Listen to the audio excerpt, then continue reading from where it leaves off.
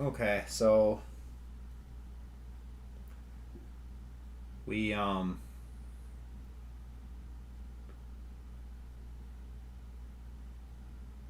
guess our on the next I can't remember exactly what card we left off on. Oh yeah, because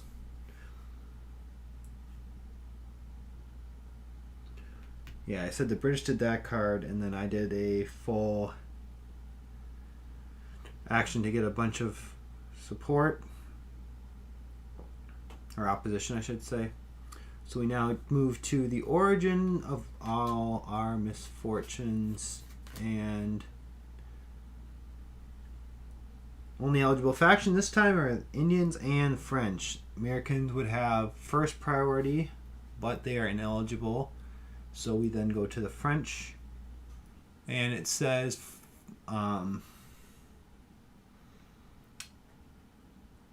in up to 4 spaces with militia, patriots may add an active militia.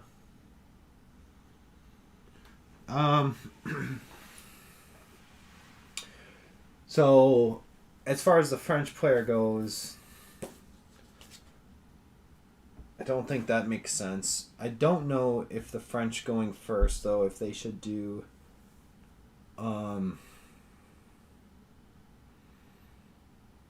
command only or command special activity.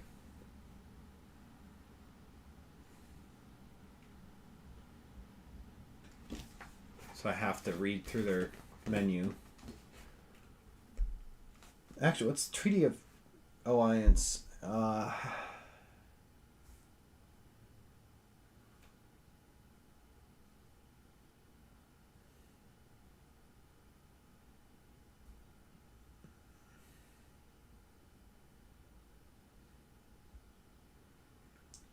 So right now they're at French pieces available 6.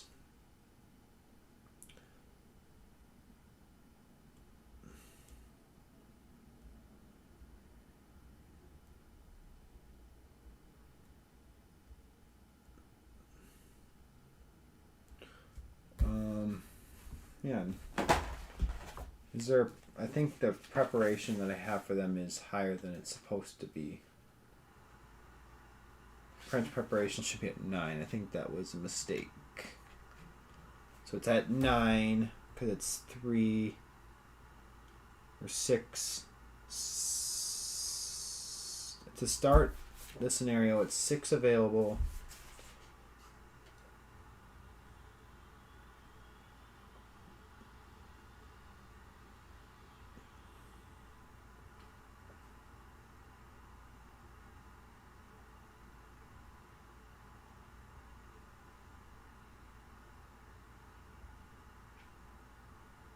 Yeah, and so 6, 8, the start is 9, so they're actually at 10.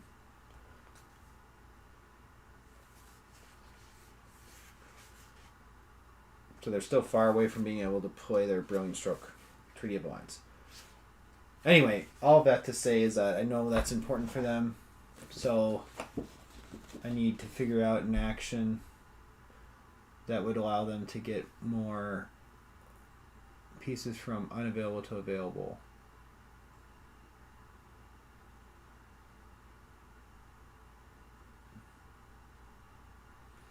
Which is the special activity Preparar la Guerre. So it almost seems like they have to do command and special activity if they want to get closer to that objective. And then for their main command, the only options again they have are French agent mobilization or the Rodrigue, Hortala, et Cie. Which I don't think I'll do again because I did that the last time for the French, so I feel I should use French agent mobilization, which is adding Patriot Militia or Continentals. So place 2 militia or 1 Continental in either Quebec, New York, New Hampshire, Massachusetts.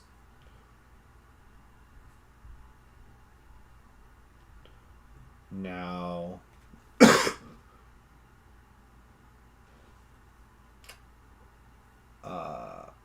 ooh, yeah. Reinforcing New York could be a value for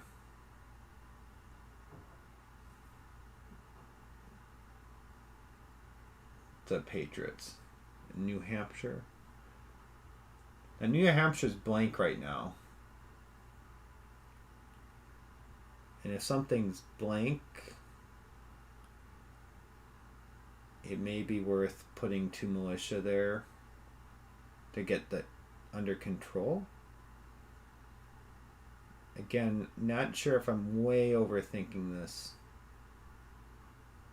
But by getting control, I think that opens up future opportunities. So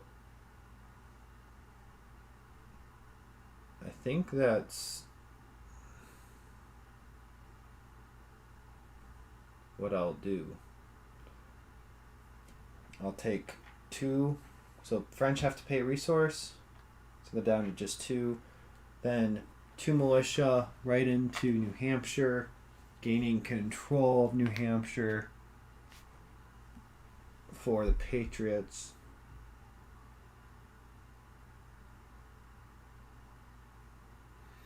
All right. And then we do the special activity of prepare the guerre. Move either 1 squadron / blockade to West Indies or 3 French regulars from unavailable to available.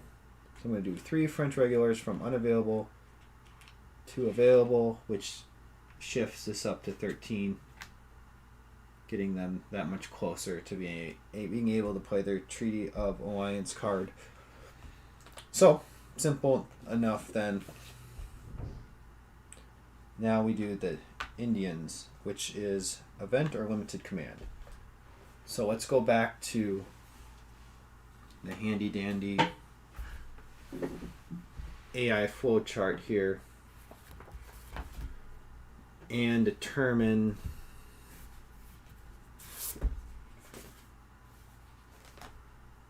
what the Indian player would be doing. So for the event, the sequence of play prevent them from playing the event, which is no.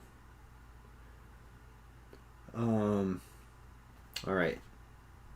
So is opposition greater than support, which is yes. An event would shift support opposition in royalist favor.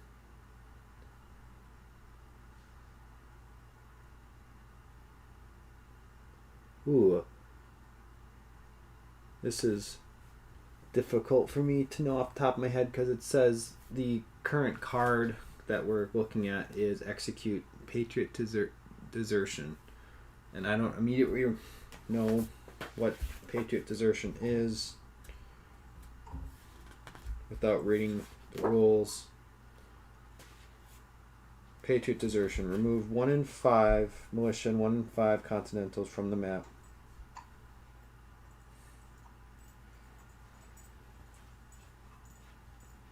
Which would not be changing the support / opposition.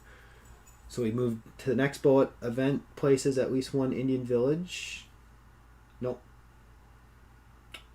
Event removes a Patriot fort. Nope. Desertion is just militia and continentals.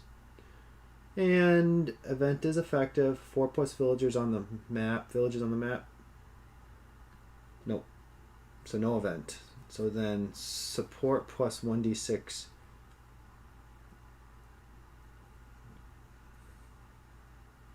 So right now support's only at a 4. So even if they had a 6, that's 10. It's still not going to be more than opposition. So the answer is no. So then we do a raid. And a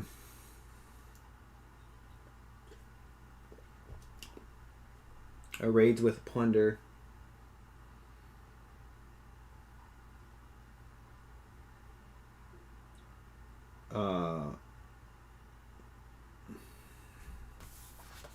And then I have to reference my other playbook here to remember what raid is. 1 resource per province. Okay, so raid opposition colonies with adjacent to / adjacent 2 underground war parties, or within 2 spaces of Dragon Canoe. First, where plunder possible after the raid move.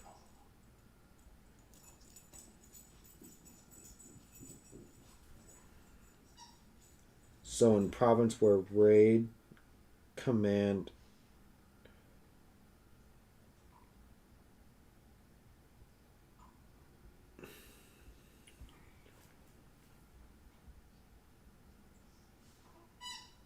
exceed.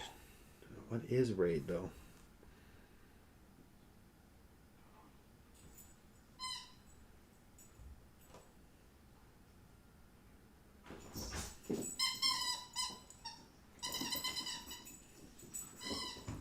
Okay, so they would move into a 1 war party.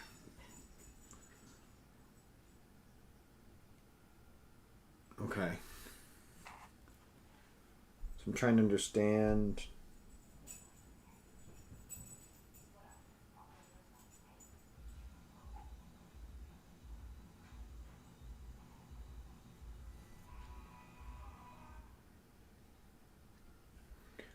So raiding. First, where plunder is possible after raid move. So if Patriot resources greater than 0, which it is, plunder in a raid space with more war parties than rebel pieces.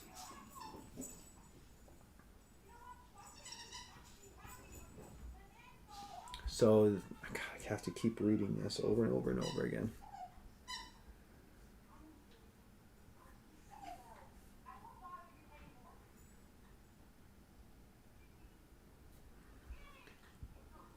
And at opposition.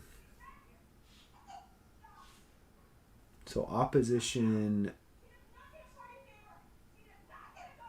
So Massachusetts is at opposition. Pennsylvania. North Carolina. All right. I think it's those 3 spots. All right. I figured that out. And then first, where plunder is possible after the raid move. So plundering is a thing that's done when war parties exceed rebellion pieces. That's not the case in New York. Not the case in Massachusetts. Would not be the case for North Carolina. Well,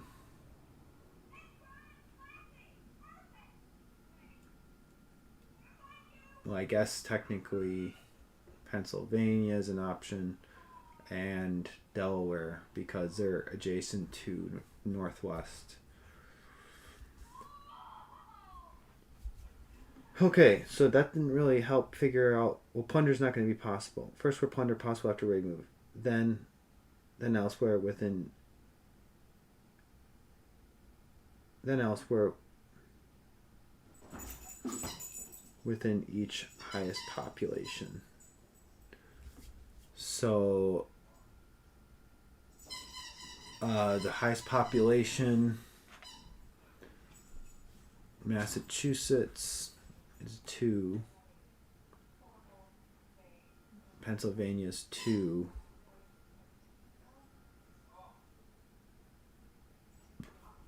Delaware's 2. North Carolina's 2. Those 4 are all highest population.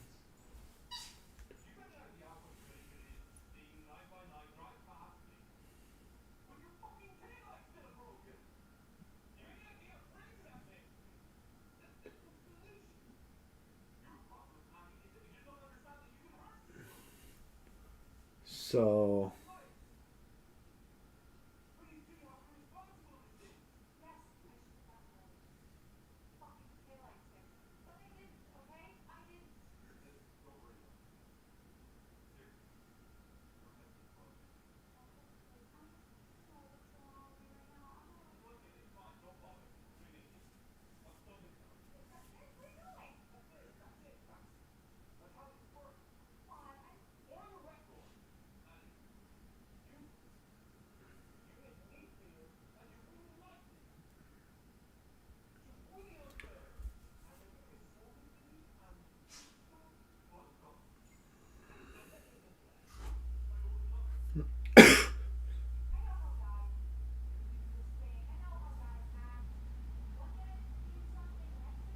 Okay, so I think I'm rolling to determine the random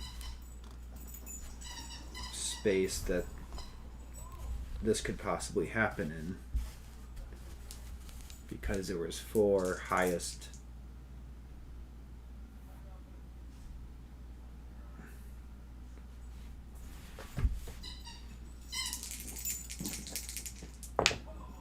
And at 5 and 3.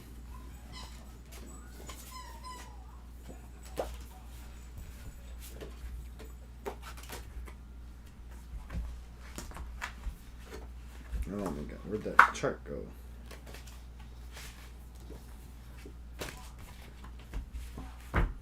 Isn't it? Okay. Black 5, red 3, Boston. Was not an option. Massachusetts was an option.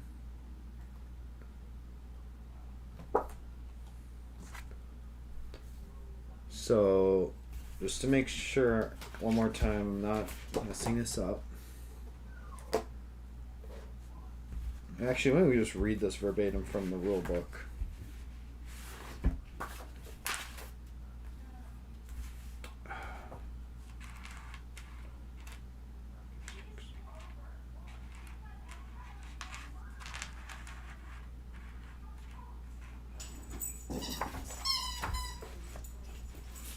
Make sure I'm doing this right.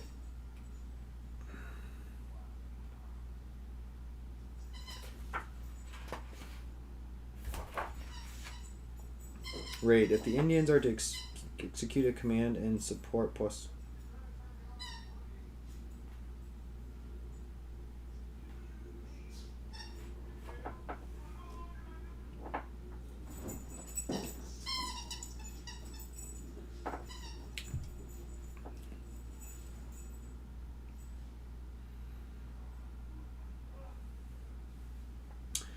Do not remove the. So, move an underground into each raid target that doesn't already have at least one.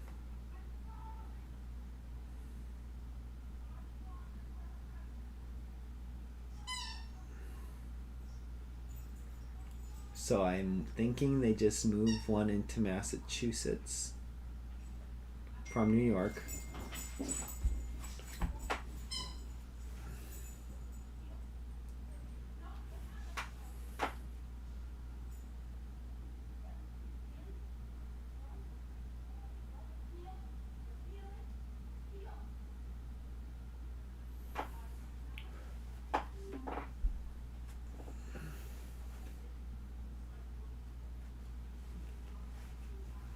And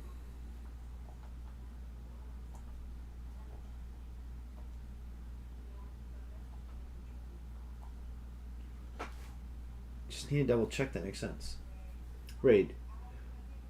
Opposition colonies with / adjacent to underground war parties. First where plunders possible, then elsewhere within each highest population. Without removing last war party from any village, move an underground war party into each raid target with none, or where war parties don't exceed rebels. So I move. So based on all that, my understanding, I'm going to move one war party from New York into Massachusetts. That will cost me 1 resource for the Indians. Then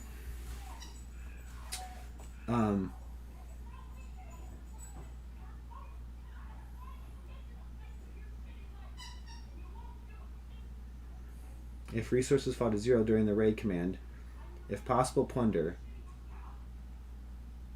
then trade before completing the raid. So they're going to trade because plundering is not possible.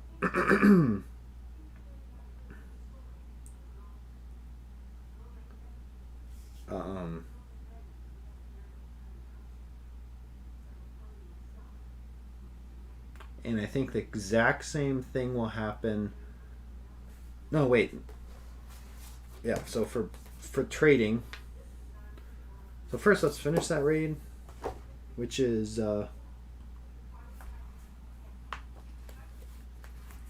raiding. They move in to one adjacent war party. Then, in each selected province, activate one underground war party to place a raid marker. So they'll activate the one warband and shifts opposition one level toward neutral.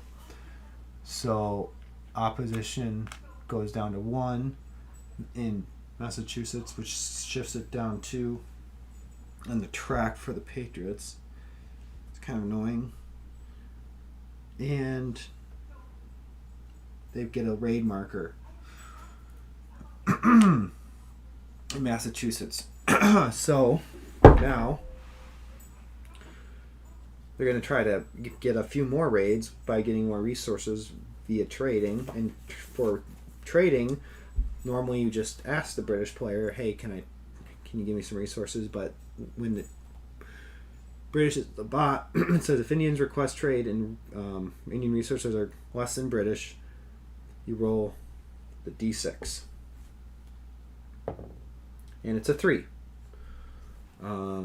Which says if the roll 3 is less than British resources, which it is, which it's 4, offer to transfer resources equal to half, round up the number rolled to Indian resources. So half of 3 is 1.5, round up is 2, so that British then are going to go down 2 resources on the track and give their Indian allies 2 resources, which they will take advantage of, I guess, for the remainder of their raid.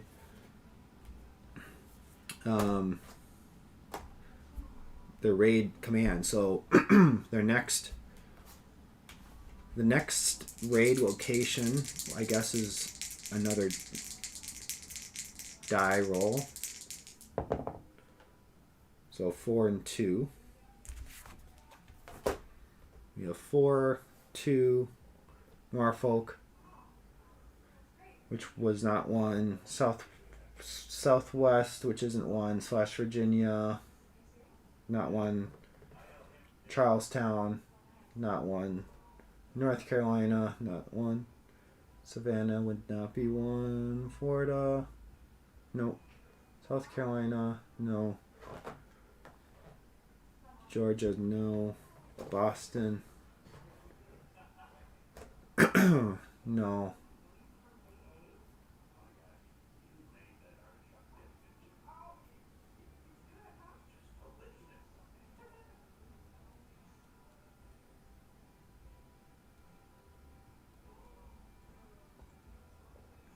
Massachusetts we did. Quebec City, no.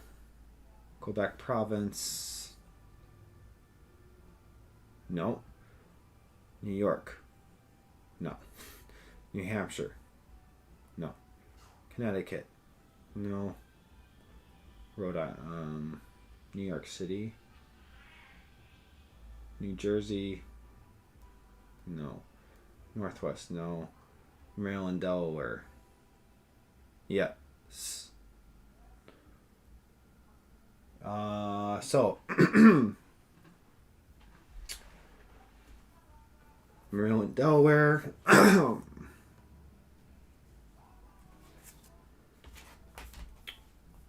Without removing last war party from any village, which there's not a village currently then in the Northwest.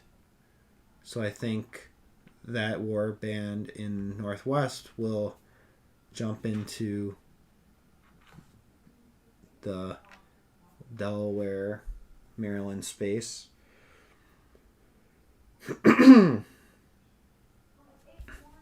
And then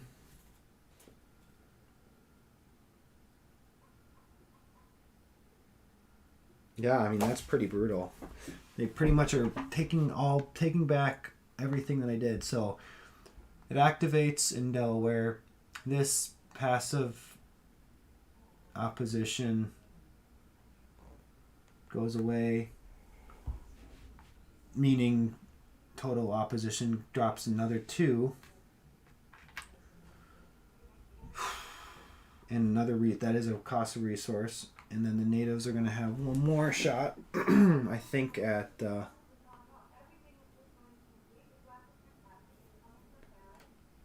this point it has to be South Carolina or North Carolina.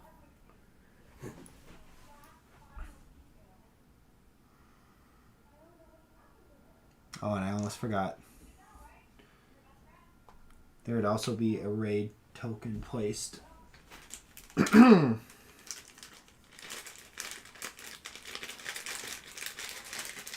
token placed on Delaware, which is the Mohawk. Oh, wait. No, it could be Pennsylvania, I guess. So we do have to roll.